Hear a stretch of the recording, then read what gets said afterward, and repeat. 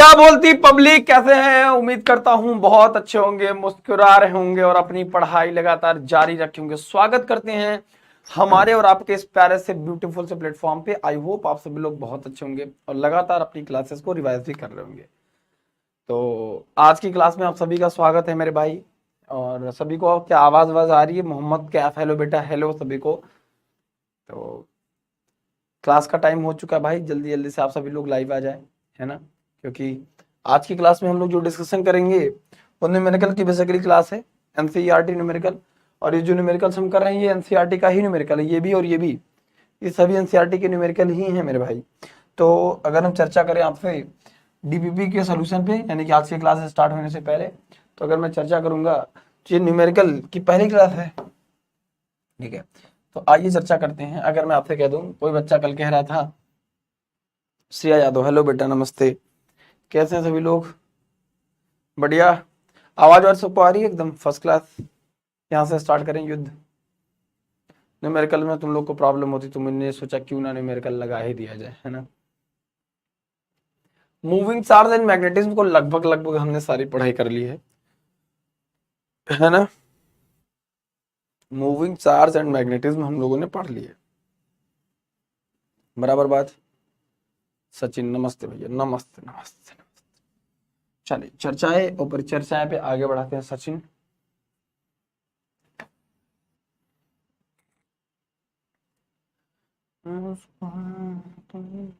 Manure hello बेटा, Sudhir hello बेटा। कह रहा है कि एक 3 सेंटीमीटर वायर है कैरिंग अ कंडक्टर, यानी कि आपको जो लेंथ की वैल्यू गिवन है वो 3 सेंटीमीटर गिवन है। करंट की वैल्यू आई की वैल्यू 10 एम्पियर है। Placed inside a solenoid perpendicular, यानी कि जो थीटा की वैल्यू है सोलेनॉइड के क्या जा रहा है, परपेंडिकुलर, यानी कि थीटा का मान 90 डिग्री हो जाएगा। The magnetic field inside solenoid to be, इतना है मैग्नेटिक फील्ड, यानी कि बी की वैल्यू भी आपको गिवन है 0.27 टेस्ला। कितना? 0.27 tesla. What is will be the magnetic force on the wire? मेरे भाई F equal to I L B sine theta हो जाएगा। अगर आप इस चीज को देखें तो आई का मान आपको 10 एम्पियर गिवन है, एल का मान आपको 0 पॉइंट कितना है भैया, 3 सेंटीमीटर ना, 0.3 मीटर हो जाएगा। अगर मैं आपसे चर्चा में कोशिश डालने की कोशिश करूं तो बी का मान मैग्नेटिक फील्ड दैट इज 0.27 और ये खत्म हो जाएगा। उम्मीद है कि ये सवाल सभी लोग, मंजली दुबे हेलो बेटा, नमस्ते, कैसे हो? तो यहाँ तक सभी को क्लियर है बेटा? कह रहा है कि एक 3 सेंटीमीटर वायर कैरिंग की जा रही है 10 एम्पियर के करंट में और परपेंडिकुलर कर रहा है, तो इसलिए थीटा का वैल्यू 90 डिग्री हो गया और बी की वैल्यू 0.27 है ना, बस वैल्यू रखनी थी। हेलो बेटा, चलो बढ़िया, मस्त गुरुजी, बढ़िया रहो भैया, ऐसे मस्त रहो, सुस्त रहो, ठीक है? बस इसको क्या करना था, आई की वैल्यू 10 थी और एल की वैल्यू जो थी हमारे लेंथ की वैल्यू 3 सेंटीमीटर थी। 3 सेंटीमीटर को जब आप मीटर में बदलोगे तो ये आ जाएगा 0.03 आ जाएगा, है ना? ओहो हो, यहाँ पे 0.03 लिखिएगा, 0.03 हो जाएगा, खत्म। मैं बढ़िया हो भैया मंजली। तो फिर आता है अगले सवाल पे हम चलते हैं, दूसरा हम डिस्कशन में लाते हैं। कह रहा टू लॉन्ग, दो लंबे पैरेलल स्ट्रेट वायर हैं A and B carrying currents. हमने कल इस पे, अगर आपको याद हो थोड़ा बहुत, तो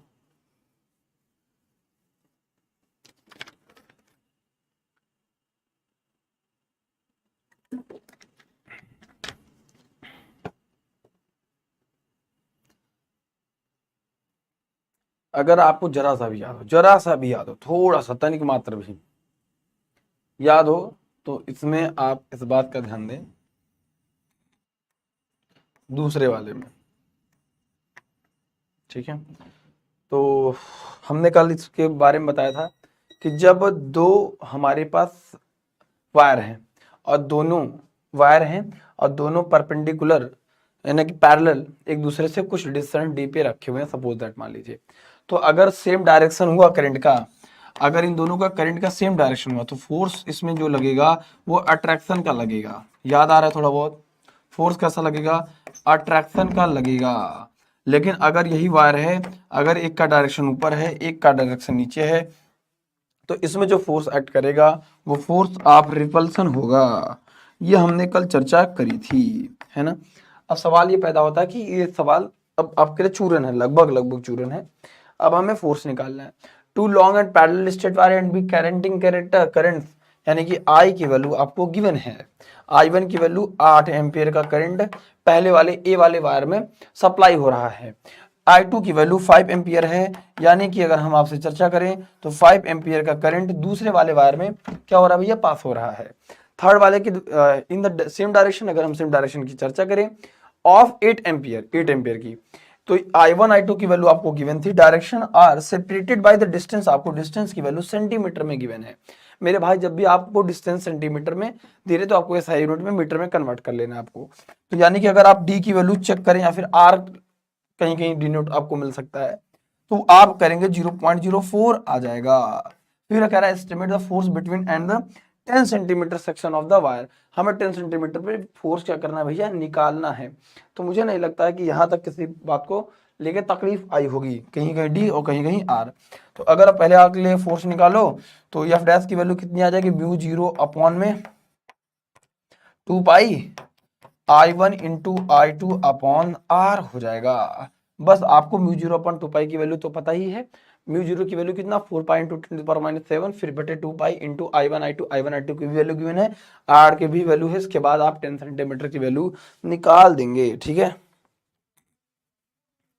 अगर हम 10 सेंटीमीटर कह रहा है कि estimate the force on a 10 centimetre section of wire, यानी कि 10 सेंटीमीटर के सेक्शन पे कितना करंट हो रहा है, जो फोर्स आप निकालोगे। जरा ध्यान सोचो, एक वायर है और एक वायर कितनी लंबी है, डिस्टेंस कोई फर्क नहीं पड़ता, लेकिन इस वायर पर 10 सेंटीमीटर तक के सेक्शन पर कितना फोर्स लगेगा, तो वो जो फोर्स आएगा वो एफ डैश इंटू उसके लेंथ पर डिपेंड करेगा। यानी कि जो फोर्स की वैल्यू आप निकालेंगे उसमें उस लेंथ से मल्टीप्लाई कर देंगे, आपको एक्चुअल जो फोर्स उस वायर के लेंथ पे 10 सेंटीमीटर के सेक्शन पे लग रहा है वो फोर्स आपको आप निकल जाएगा। अरिसा नमस्ते बेटा, समझ आई मेरी बात। पहले आप फोर्स निकालोगे, पहले फोर्स क्या निकालोगे, जब दो वायर कुछ डिस्टेंस पर रखे हुए हैं तो I1 I2 की वैल्यू गिवन है, आर की वैल्यू गिवन है, सबसे पहले आप ये निकालोगे। फिर आपसे दूसरा सवाल कह रहा है estimate the force on a 10 centimetre section of wire, फिर 10 सेंटीमीटर सेक्शन के वायर पे कितना फोर्स लग रहा है, उस आपको 10 सेंटीमीटर पे क्या काम करना है, वो जो फोर्स अभी आपने निकाला था दोनों के बीच में, उसमें आप उसके लेंथ से डिवाइड मल्टीप्लाई कर देंगे, तो वो उसके सेक्शन पे कितना फोर्स लग रहा है वो ऐड निकल जाएगा। ठीक है, इसमें ये दो काम करना था। उम्मीद है कि आपको ये सवाल अच्छा लगा होगा, और जो हमने कल पढ़ाया था सेम उसी से रिलेटेड था। और मैंने कहा था एक बच्चा, शायद सुधीर था, कोई भी था बच्चा, वो ये कह रहा था कि सर सोलेनॉइड से सवाल को कैसे करेंगे। देखो सोलेनॉइड रिसर्च में कुछ पार्ट नहीं था, हमने बराबर ILB sin थीटा कल बताए थे, बस सेम इन दो प्रोसेस। चलिए DPP का सोल्यूशन हो गया। आज जो क्लास है बेटा वो इंपॉर्टेंट एनसीईआरटी के न्यूमेरिकल पे क्लास है। एनसीईआरटी भी जो करा वो एमसीक्यू भी एनसीईआरटी है बेसिकली, ठीक है। तो भी किसी की चर्चा करते हैं न्यूमेरिकल क्लास पे, ठीक है। चलिए आगे बढ़ लेते हैं। व्हाट वी लर्न टुडे, आज हम क्या सीखेंगे, आज हम सीखेंगे भैया basic numericals of this chapter. क्या सीखेंगे, न्यूमेरिकल ऑफ दिस। आज तो क्लास बेसिकली न्यूमेरिकल्स है, और न्यूमेरिकल्स में आपकी सबसे अहम भूमिका जो रोल करती है वो है मेरे भाई कैलकुलेशन। आप ये देखो कि आप सब कुछ कर रहे हो। पहली बात तो दो चीजें हैं इसमें, अगर हम बात करें कि क्वेश्चन अप्रोच कैसे कर रहा है, ये आपको बहुत अच्छे से आना चाहिए। क्वेश्चन अप्रोच कैसे कर रहा है, पहली चीज। अप्रोच के साथ साथ जब आपको ये पता चल जाएगा क्वेश्चन अप्रोच हमें कैसे कर रहा है,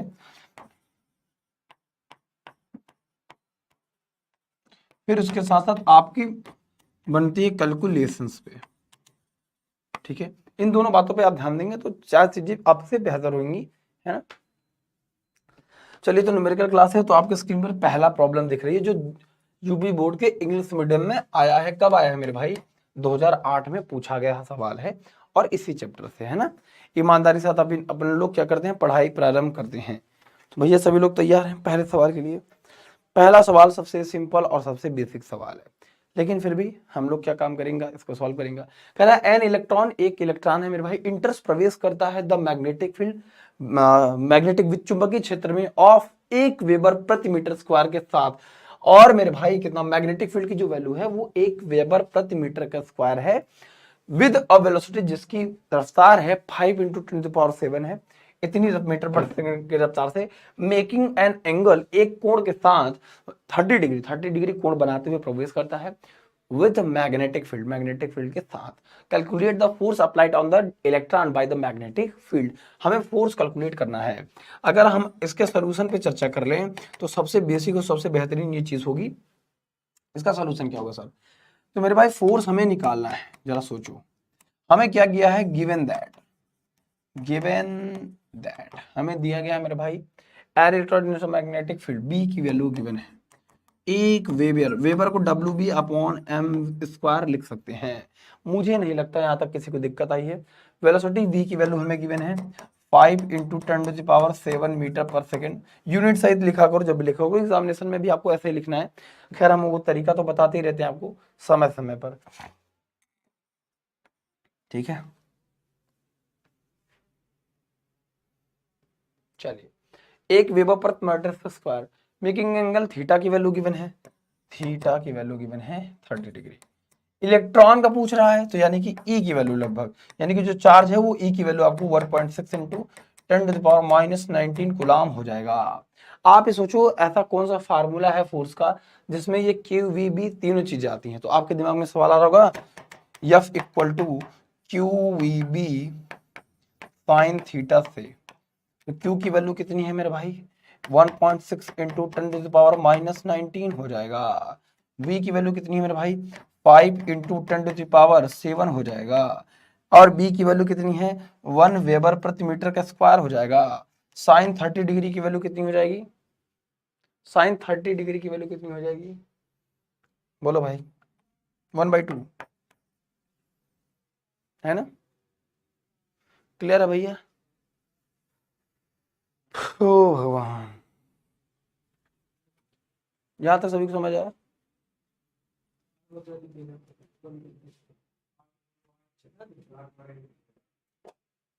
होएगा? गेट रेडी टू फाइट ला दिए। चलिए, सुविधाएं हैं। अब देखो, सुविधाएं हैं बेटा, क्या करोगे? तो मुझे नहीं लगता कि ये कैलकुलेशन में कोई दिक्कत आएगी, हो जाएगा। सिंपल था सवाल, अच्छा लगा, मन लगा। तो जो फोर्स की वैल्यू आएगी मेरे भाई वो कितनी आएगी? एफ इक्वल टू लगभग मान के चलो 16 पंचे 80, और 80 का आधा हो जाएगा 40। अगर आप इस चीज को सॉल्व करें तो लगभग, चलो मैं सॉल्व कर देता हूँ, एक सवाल है, कैलकुलेशन करने में मेरा क्या ही जाएगा, कर देता हूँ। डेसिमल हटाओ मेरे भाई, जीरो बढ़ा दो, ठीक है। 5 इक्कन्नम 5, 5 दूनी 10, 2 दूनी 4, और 4 चौको 16, ठीक है। 4 हो गया, 19 में से 7 गया, ठीक है। 4 गुणते कितना आ जाएगा? सिर्फ पावर घटानी है, 19 में से 7 गया 12, 10 की घात -12 हो जाएगा। फोर्स है तो वैल्यू कितनी आएगी? न्यूटन में आएगी। मुझे नहीं लगता है कि यहां तक किसी भी भाई साहब को किसी भी प्रकार की तकलीफ हुई होगी, ठीक है। आ गया? नेक्स्ट सवाल पे चल सकता हूं मैं? चलो, ठीक है। ये रहा आपका स्क्रीन पर दूसरा सवाल। चलिए फिर भाई, मैं भी हूं। चलो, अगर मैं आपसे चर्चा करूं नेक्स्ट क्लास में, ठीक है। चलिए,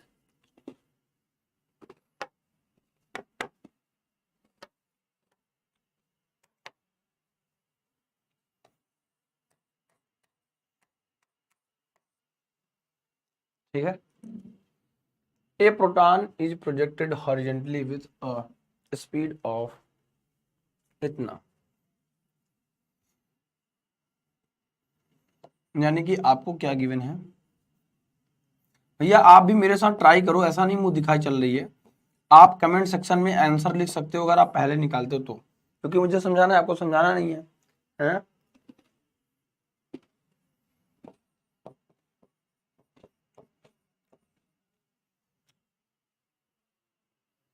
direction from west to east, एक यूनिफॉर्म मैग्नेटिक फील्ड इतना, यूनिफॉर्म मैग्नेटिक फील्ड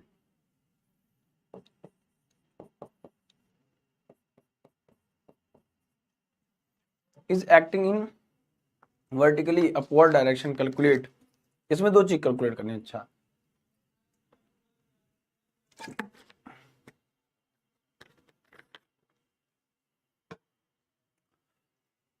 अच्छा,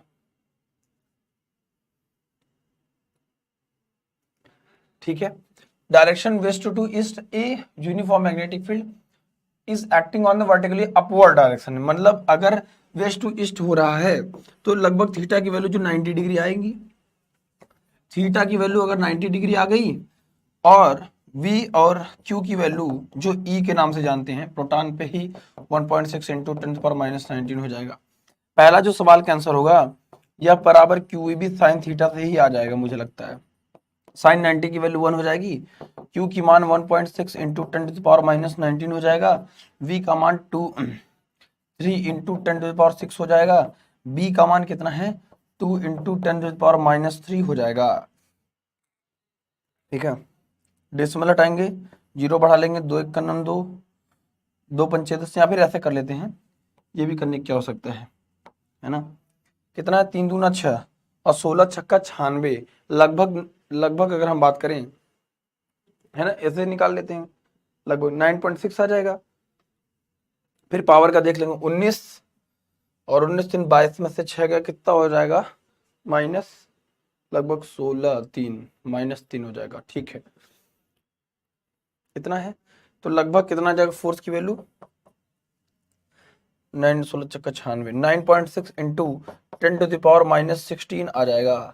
इतना न्यूटन जिसका आ रहा है वो सही है, बाकी बच्चे क्या कर रहे हैं देखो भगवान जाने।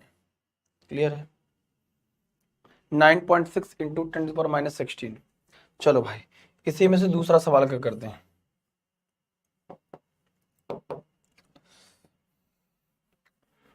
चलिए ठीक है, डन। ठीक है, कहीं किसी को डाउट होगा थोड़ी सी भी तरीक मात्र भी तो वो बता देगा। दूसरा सवाल क्या कह रहा है, कैलकुलेट द फोर्स हो गया, हाँ द एक्सेलरेशन पूछ रहा है। ठीक है, जब फोर्स निकाल लिए तो मेरे भाई ए बराबर एफ बाई क्या हो जाएगा यम हो जाएगा। ठीक है,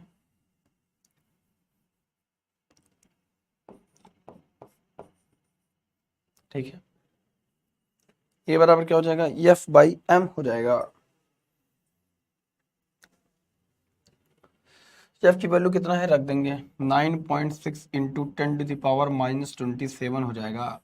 1.67 इंटू 10 सॉरी माइनस, यहाँ कितनी है 19 है ना, -16 है, 10 माइनस कितना है, अच्छा ये है इलेक्ट्रॉन का प्रोटॉन का मास, क्या है 1.67 इंटू 10⁻27, खत्म हो जाएगा। बोलो भाई जितने बालक हुए हमारे बालक बल्कि बालकों बालकों, किसी को आंसर पता करना है तो 5.8 इंटू 10⁻11 मीटर पर सेकंड का स्क्वायर, ये इसका आंसर हो जाएगा। ठीक है, आराम से। अगली प्रॉब्लम चले, good evening sir, good evening Riya बेटा। ये कोई टाइमिंग है बेटा 18 मिनट लेट क्लास आने का, बोलो ये कोई अच्छी बात है ना, ये बिल्कुल तक करते है किसी भी एंगल से, कोई सुनी कभी काल हो जाता है। प्रॉब्लम अगले चलते हैं, अगला प्रॉब्लम ये है मेरे भाई। ठीक है,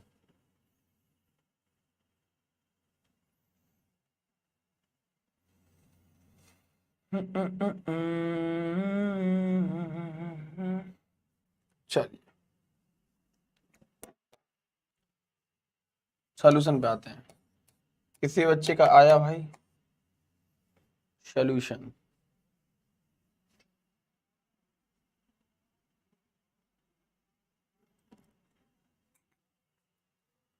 अंजलि दुबे, किसी बच्चे का आया,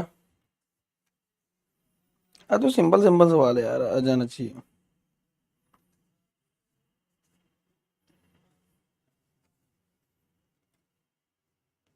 A current of 10 ampere is flowing a circular loop, एक सर्कुलर लूप में करंट फ्लो हो रहा है 10 एम्पियर का,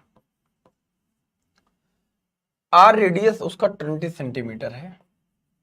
ठीक है, कैलकुलेट द मैग्नेटिक फील्ड, हमें इसमें मैग्नेटिक फील्ड कैलकुलेट करना है at the centre of the current loop. Current loop का सेंटर पर फार्मूला जो होता है मेरे भाई वो simple you are the best teacher in the world, thank you बेटा। उसका जो फार्मूला होता है B equal to mu 0/2 I/R हो जाएगा। अगर हम ये फार्मूला से बात करें कि अगर हमारे पास कोई सर्कुलर लूप है और उसकी रेडियस गिवन है और इसमें एम्पियर 10 एम्पियर का करंट पास हो रहा है, इसका मतलब हमें क्या है, हमें इस बात को बहुत इंगित किया गया है कि गिवन दैट कि दिया गया है कि I की वैल्यू 10 एम्पियर हो जाएगा और रेडियस R की वैल्यू जो कह रही है ये R की वो 20 सेंटीमीटर कह रहा है। 20 सेंटीमीटर को लिख सकते हैं 0.2 मीटर लिख सकते हैं। यहाँ तक किसी बच्चे को तकलीफ या फिर आपको ये लिखने की इच्छा नहीं है तो आप आराम से 20 सेंटीमीटर को लिख सकते हैं 20 इंटू 10⁻⁻² से गुणा कर दो, ये मीटर में बदल जाएगा। ठीक है मेरे भाई, अब आपको वैल्यू रखनी है, सिंपल सिंपल सी बात है, वैल्यू रखना कौन सी बड़ी बात है। बी की वैल्यू रखेंगे, म्यू 0 की वैल्यू 4 पाई इंटू 10⁻⁻7 हो जाएगा। ठीक है, अपॉन में 2, आई की वैल्यू कितना है 10, आर की वैल्यू कितनी है मेरे भाई 20 इंटू 10⁻⁻2। ठीक है, खत्म, कोई तकलीफ, 0 से 0 खत्म हो गया, 2 दूनी 4 खत्म हो गया। ठीक है, समझो पाई बचा बेचारा पाई, तो बी का मान कितना आ जाएगा 3.14 गुणते ये 10 की घात 2 ऊपर चला जाएगा, 10 की घात -5 हो जाएगा। बोलो आया कुछ, टेस्ला मात्रक, हाँ टेस्ला 3.15 इंटू 10⁻⁻5 टेस्ला, खत्म हो गया, सिंपल था इसका। बोलो भाई कोई दिक्कत किसी भी बालक को, सिंपल चीज है। एक करंट, एक धारा जो है 10 एम्पियर की फ्लोइंग बहती है इन सर्कुलर, एक लूप है, लूप कुछ होता नहीं है बेसिकली, मैं आपको बता देता हूँ, बहुत सिंपल चीज है। एक हमारे पास वायर है, सोचो इस वायर में, सोचो अगर इस वायर में हम 10 एम्पियर का करंट पास करा रहे हैं, अगर हम इसको ऐसे फोल्ड कर दें, ये क्या बन गया, लूप बन गया मेरे भाई, ये लूप बन गया, सिंपल बात है। अब ये लूप बन गया और उसी लूप में करंट फ्लो करा रहे हैं। अच्छा, चैप्टर का नाम है magnetic effect of electric current, वैद्युत धारा का चुंबकीय प्रभाव है अंजलि।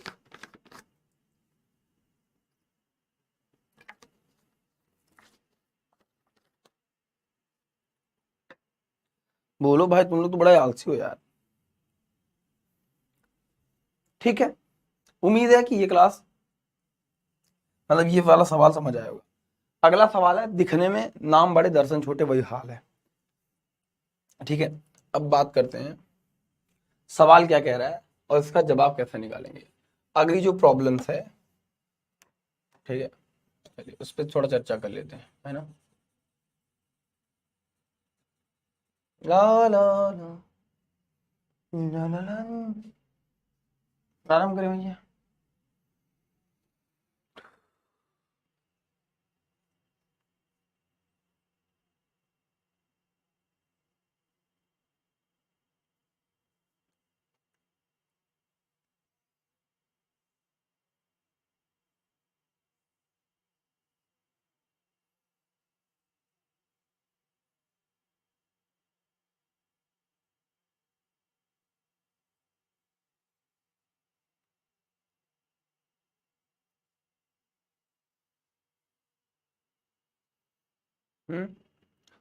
चलो किसी का आया भाई, कह रहा है एक पार्टिकल है, ए पार्टिकल मास कितना गिवन है, जरा ध्यान से देखो, इसका मतलब समझा देते हैं।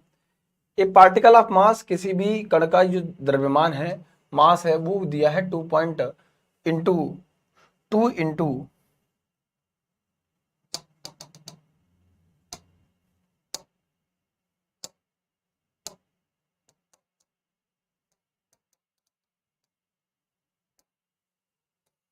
ये आपको गिवन है। ठीक है, सिंपल बात है। एंड चार्ज, चार्ज की वैल्यू भी गिवन है यहाँ पे। ठीक है, और on a circular path radius आपको भी गिवन है, रेडियस भी। इन अ मैग्नेटिक फील्ड ऑफ, मतलब आपको अगर बात करें तो बी की वैल्यू भी गिवन गई, ये फिगर के तौर।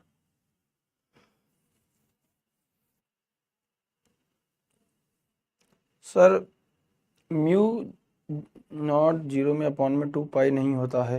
हाँ नहीं नहीं नहीं बेटा, इस वाले सवाल में टू पाई नहीं था, याद करो, कट गया था। ध्यान से एक बार देखना स्लाइड को, तो इस वाले सवाल में टू पाई नहीं था, याद करो, आपको याद आ जाएगा, थोड़ा सा याद करो। इसकी प्रूविंग कराई बेटा।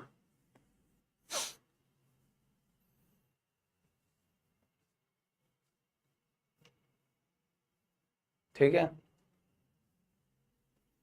इसमें नहीं था यार, चलो इसमें आ जाते हैं। कह रहा है कि व्हेन अ पार्टिकल पी, अगर हम इस पी वाले पॉइंट की बात कर रहे हैं यहाँ पे, तो यहाँ पे देखो इलेक्ट्रिक फील्ड का डायरेक्शन इधर है और वेलोसिटी डायरेक्शन इधर है, दोनों एक दूसरे कैसे हैं, परपेंडिकुलर हैं। आपके दिमाग में सवाल आ रहा होगा, यह बराबर Q V B sine theta, तो थीटा की वैल्यू 90 डिग्री, तो यह बराबर हमारे पास क्या मिलेगा, क्यू वी बी, और यहाँ पे जो फोर्स लग रहा है वो इलेक्ट्रिक फोर्स लग रहा है, तो क्यू ई हो जाएगा, क्यू ई बराबर क्यू वी बी हो जाएगा, क्यू से क्यू कट जाएगा, ई इक्वल टू क्या आ जाएगा, वी बी आ जाएगा, बोलो हाँ कि ना, ई इक्वल टू क्या आ गया, वी बी आ गया। ठीक है, रेडियस ऑफ सर्कुलर पाथ, अगर हम रेडियस ऑफ सर्कुलर पाथ की बात करें, रेडियस ऑफ सर्कुलर पाथ की बात करें, तो आर इक्वल टू क्या होता है, एम वी अपॉन में क्यू बी होता है, बोलो आर इक्वल टू क्या होता है, एम वी अपॉन में क्यू बी होता है मेरे भाई।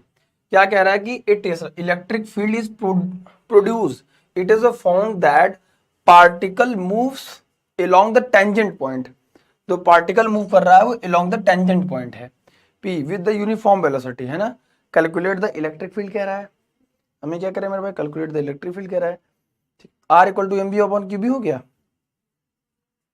तो सबसे पहले अगर हम बात करें, हमें दो चीज निकालनी है, point with the uniform velocity V, V की वैल्यू निकालनी है, तो वी की वैल्यू यहां से नहीं निकाल देंगे, V equal to R Q B, R Q B upon में एम।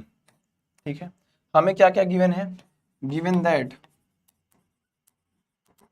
क्या क्या है, आप ये सोचो कि आपको यम की वैल्यू गिवन है, यम की वैल्यू कितनी गिवन है, 2 into 8 10 to the power 8, radius की वैल्यू गिवन है 5 centimetre, 5 into 10 to the power -2 हो जाएगा। ठीक है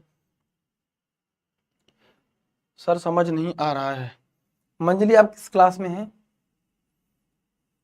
मंजली बेटा आप किस क्लास में हैं, अभी आपको समझ आ जाएगा, 11th में है ये क्लास किसकी है भैया, महनूर बताओ इसको, क्लास किसकी है, 12th की है। आपको समझ कैसे आएगा भैया बालक मंजली, कैसे समझ आएगा, आप रोबोट हो हैं, आप रोबोट हो, आइंस्टाइन हो, नहीं आएगा ना, कैसे आ जाएगा, कोई तरीका है, आप रजनीकांत हो नहीं, पलटे आ जाएगा, कैसे पॉसिबल है, क्यों 12 वालों, वो भी इंग्लिश मीडियम, आप 11th में हिंदी मीडियम, वो भी 12th English medium, pure English medium, कैसे समझ आएगा भैया, प्रभु देवता मालिक सरकार है, how is that possible.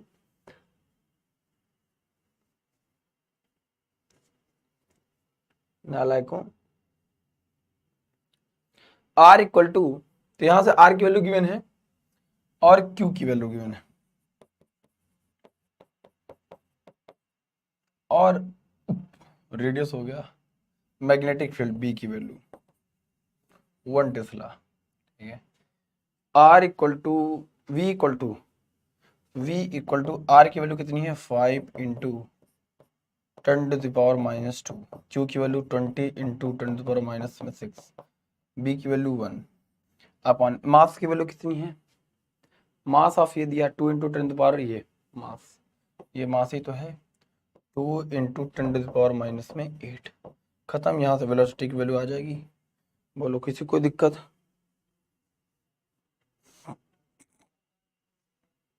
Velocity value आएगी 50 मीटर पर सेकंड। ठीक है, और क्या कह रहा है, calculate the electric field, sir question के अकॉर्डिंग फार्मूला बनाने प्रॉब्लम आता है, अच्छा बेटा ठीक है बताते हैं अभी।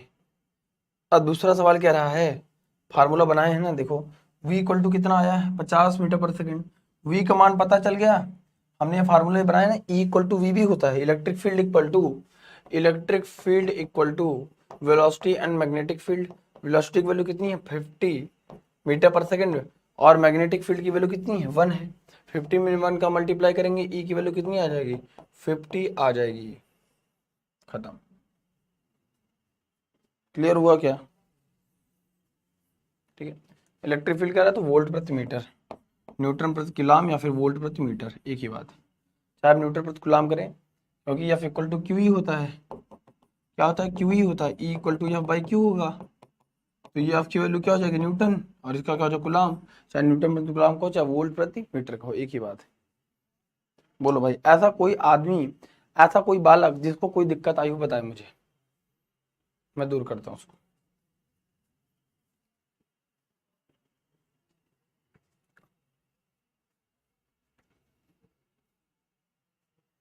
बोलो भैया, किसी भी बालक को इस इतने बड़े सवाल को देख के भयभीत होने की जरूरत है? No doubt sir. न्यूमेरिकल्स में समझ आ रहा है कि न्यूमेरिकल कैसे आएंगे, कैसे करेंगे? सब आए हुए सवाल हैं, बराबर बात, मैं सही कह रहा हूँ?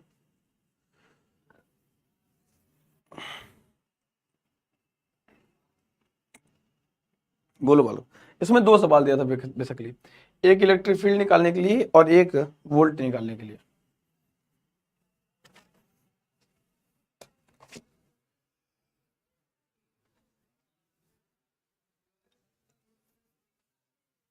बोलो। No doubt sir, no. चलिए, ये रहा आपके स्क्रीन पर अगला सवाल। ये सवाल देखो, अगर आप ध्यान से देख पाए यहाँ पे, तो ये सवाल बोर्ड में आया हुआ सवाल है ना? बोर्ड में आया हुआ सवाल है कि नहीं? दिख रहा है? नहीं दिख रहा है?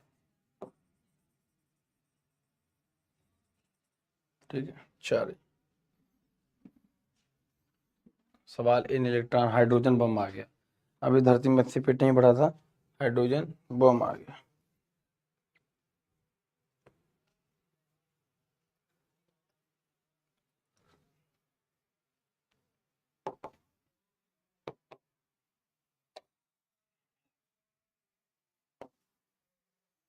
प्रॉब्लम है?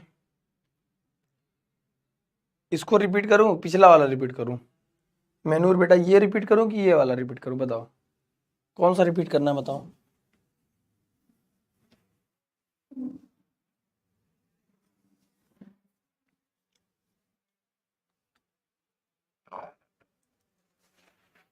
बैक, ठीक है, चलो।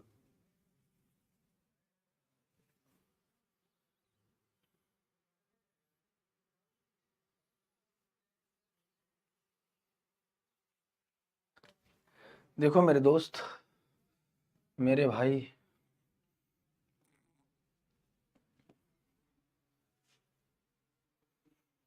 कह रहा है ए पार्टिकल ऑफ मास, एक मास का एक इतने ग्राम किलोग्राम का पार्टिकल है, चार्ज इतना है, मूविंग, घूम रहा है सर्कुलर पाथ में, जिसकी रेडियस इतनी गिवन है, uniform electric field, uniform electric field में है। It is the found that particle moves along the tangent, ये प्राप्त किया जाता है कि टेंजेंट में मूव कर रहा है। तो एफ इक्वल टू क्या होता है, क्यू बी, परपेंडिकुलर है, साइन का ना वैल्यू 90 डिग्री होता है, साइन 90 डिग्री को वैल्यू 1 हो गया। एफ बराबर क्यू बी मिला, या बराबर, अगर इस पे इलेक्ट्रिक फील्ड लग रहा है चार्ज पर, या बराबर क्या हो जाएगा, क्यू ही हो जाएगा, क्यू से क्यू कट जाएगा, ई बराबर बी भी आ जाएगा, एक फार्मूला ही मिल गया हमको। Radius of circular path R equal to 2mv upon Q B, याद है किसी को? इस पे हम निकलवा चुके हैं, T equal to 2 pi m upon Q B.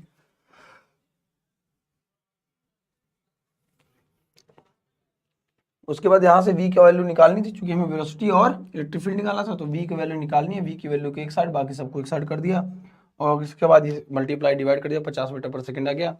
अगले वाले कह रहा है था कि इलेक्ट्रिक फील्ड निकालो पॉइंट, उसी पॉइंट पे, ई बराबर क्या होता है, v इंटू बी, अभी हमने निकाला था, तो v की वैल्यू पता है, b की वैल्यू 1 थी, ये देखो 1 टेस्ला थी, तो यहाँ से e की वैल्यू 50 आ गई, वोल्ट प्रति मीटर का हो चाहे न्यूटन प्रति कूलम। समझ आया? सर यहाँ पर कितना कम कमेंट होता रहा है? हाँ बेटा, यहाँ सब सीरियस होके पढ़ रहे हैं ना, हमारे लोग के क्लास में ऐसा नहीं हो पाता है, क्यों? मैनूर बेटा बताओ, कोई दिक्कत?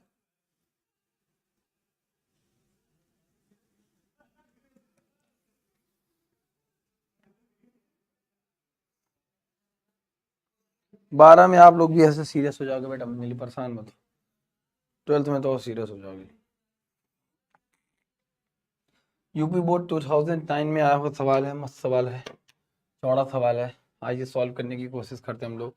सोल्यूशन की बात करते हैं सबसे पहले, ठीक है।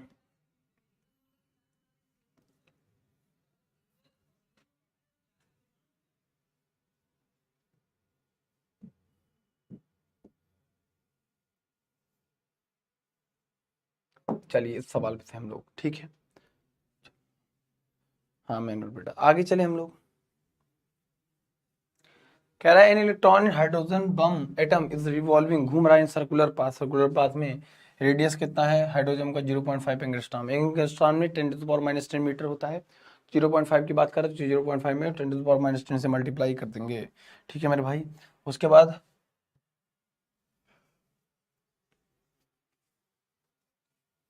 At the rate of 10⁻17 rotation per second calculate the magnetic field at the centre of the orbit. लिखेंगे the magnetic field at the center of orbit is, magnetic field की बात करें, B इक्वल टू कितना हो जाएगा मेरे दोस्त, वही सवाल μ0/2 I/में R, यही होता है। आपको तकलीफ बिल्कुल नहीं होगी क्योंकि सब वैल्यू गिवन है।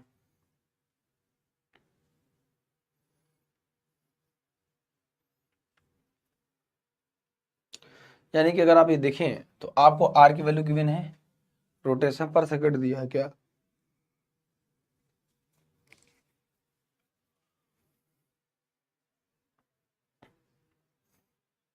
रोटेशन पर सेकंड दिया है, यानी कि आपको एक चीज नहीं दी है ना। थोड़ा दिमाग लगाओ, थोड़ा दिमाग को लगाने वाला सवाल आ गया है, थोड़ा सा दिमाग लगाना, ज्यादा मत लगाओ क्योंकि तुम लोग पास है नहीं, खर्च हो जाएगा। आप ये सोचो कि करंट की वैल्यू होती है I इक्वल टू होती है Q/T होती है Q/T होती है, बराबर बात, ठीक है। यहाँ पे इलेक्ट्रॉन है, अगर हम चर्चा करें I इक्वल टू Q/T होता है ना, तो ओ यानी कि I equal to Q/T, I equal to E/T हो जाएगा टाइम पीरियड, अगर हम टाइम पीरियड ले लें, रोटेशन कर रहा है तो। अब चूंकि हम जानते हैं T इक्वल टू होता है 1/f होता है, इसका 1/f करेंगे तो ऊपर चला जाएगा, I की वैल्यू क्या आ जाएगी, E इंटू एफ आ जाएगी। T की वैल्यू जब 1/f रखोगे तो हमारे पास क्या मिलेगा, I equal to E into F मिलेगा, बराबर यही मिलेगा, बराबर यही मिलेगा, इसके अलावा कुछ नहीं मिलेगा। ये हमारे देखो फार्मूला मिल गया हमको, मंजिल मिल गई, I इक्वल टू क्या आ गया, E इंटू एफ आ गया, ठीक है। अब करंट की वैल्यू कैसे निकालेंगे, पहले करंट की value I equal to E 1.6 into 10⁻⁻19, F की वैल्यू फ्रिक्वेंसी कितनी है, इतना रोटेशन पर सेकंड, 10⁻17 से मल्टीप्लाई, ठीक है। तो कितना आ जाएगा, I की वैल्यू 1.6 इंटू 10⁻⁻2, ये करंट आ गया। करंट है, डिस्टेंस गिवन है, इसकी वैल्यू पता ही है, खत्म होगा सवाल। सवाल कहाँ से खत्म हो गया, यहीं से खत्म हो गया। अब सवाल क्या कह रहा है मेरे दोस्त, B इक्वल टू क्या, B इक्वल टू μ0 की वैल्यू कितनी है, 4 इंटू 10⁻⁻7, ठीक है 7। इस चीज को थोड़ा अच्छे से लिख देते हैं, कहीं दिक्कत होगी बताना, ठीक है। B की वैल्यू μ0 इंटू, अरे ये नहीं होगा भाई, 4 इंटू 10⁻⁻7, ठीक है, अपॉन 2, I की वैल्यू कितनी है 1.6 इंटू 10⁻⁻2, R की वैल्यू कितनी है 5 एंगस्ट्रॉम, 5 इंटू 10⁻⁻10, खत्म। समझ आया क्या, बोलो भैया रिया।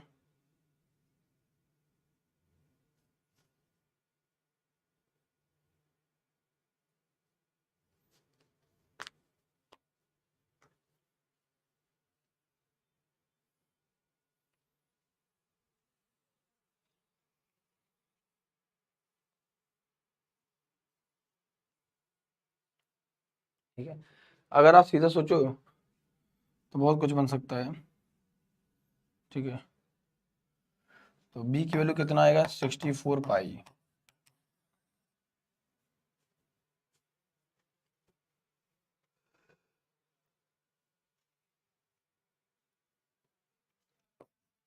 B इक्वल टू कितना है भाई 64 पाई। सर एफ वाले की वैल्यू कैसे आई, ठीक है फिर से बता देते हैं कि एफ वाले की वैल्यू कैसे आएगी।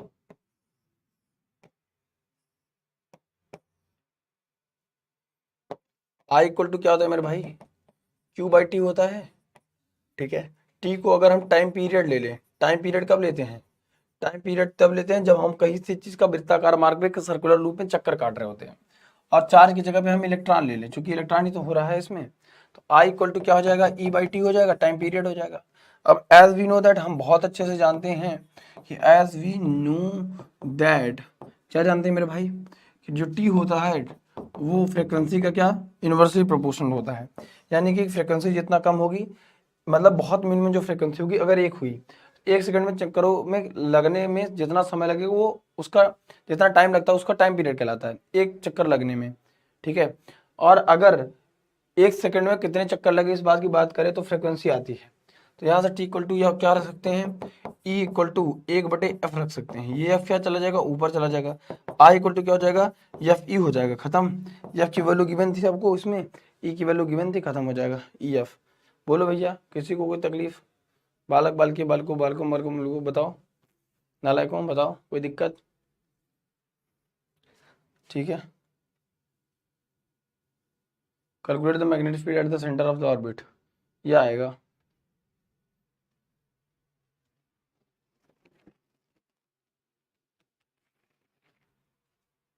बोलो, समझ आया क्या? अगस्त से क्या स्ट्रेटजी अपनाएं जिससे आप बोर्ड एग्जाम में बेहतर तैयारी कर पाएं, एग्जामिनेशन में बहुत अच्छा कर पाएं? तो मेरे भाई एक वीडियो आपके जय महादेव विद्याकुल चैनल पे अपलोड करा दी है, 6 बजे लगेगी, 6 बजे आराम से ईमानदारी से देखिएगा, और अपने दोस्तों के साथ जरूर शेयर करिएगा इस चीज़ को भी, ठीक है। चलो 2 मिनट के रिवीजन में आप सभी का स्वागत है। अगर 2 मिनट का रिवीजन की हम बात करें तो आज हमने जो चर्चा करी बेटा वो किस पे, बेसिकली न्यूमेरिकल जो किया है B equal to mu 0/2 I/r पे, ठीक है। और I की वैल्यू EF कैसे आई, हमने इस बारे में डिटेल्ड में क्या करा भैया, अभी चर्चा किया, डिटेल्ड में डिस्कशन किया इस बात का, ठीक है, कि I equal to E into F frequency कैसे हो सकती है, या फिर I equal to E upon time period भी कर सकते हैं, कोई दिक्कत की बात नहीं है, ठीक है। इसके अलावा हमने NCERT का न्यूमेरिकल किया, ठीक है, न्यूमेरिकल की अप्रोचेस को समझा, ठीक है। अब आज से आपके होमवर्क के लिए मैं कुछ चीज़ें छोड़ के जाता हूँ आपकी ज़िंदगी में, जैसे आ गया DPP, ये 2016 में आया था, और ये कब आया था बेटा, ये 2 सवाल हैं जिनको आपको चाप के करना है, ठीक है। डीपीपी का ये अगर हम देखें तो ये नियन 1 है, पहला न्यूमेरिकल है इस चैप्टर का, मूविंग चार्ज मैग्नेटिज्म, ठीक है। तो सर मिलते हैं फिर 7 बजे, रिया मौर्य 7 बजे बेटा, नहीं 6 बजे मिलेंगे यूट्यूब पे, वो है क्या बोलते हैं सेशन है ना, वो मैंने बताया आपको स्ट्रेटजी की फिजिक्स में कैसे बेहतर करें, और 6 बजे जय महादेव वीडियो चैनल पे 6 बजे आराम से देखिए, सेशन पसंद आया तो 50 तो कमेंट करिए कि आपका कितना सपना है, देखते हैं। और फिर आज के लिए इतना रखते हैं, अब हमारी आपकी जो मुलाकात होगी, ठीक है, अब वो होगी नेक्स्ट सेशन में, आराम से होएगी, कोई दिक्कत की बात नहीं है, लेकिन उसके पहले आप पढ़ते रहिए, मुस्कुराते भी रहिए, ठीक है, वो बहुत ज़्यादा जरूरी है, क्योंकि मुस्कुराना बहुत ज़्यादा जरूरी है मेरे भाई, ठीक है, ठीक है। तो अगली जो क्लास होगी वो टॉर्क पे होगी, torque on a current carrying loop, ठीक है। हम अगली क्लास में टॉर्क और मैग्नेटिक डायपोल इस सब के बारे में चर्चा करेंगे। Love you sir, love you बेटा मंजलि, श्रेया बेटा, ठीक है। तो मिलते हैं बेटा छोटे से ब्रेक के बाद, आप सभी का इंतजार रहेगा नेक्स्ट सेशन में, और ऐसे मुस्कुराते रहिए, पढ़ते रहिए, और अपना प्यार और सपोर्ट चेहरे पे बनाए रखिए। Thank you so much, love you all, take care.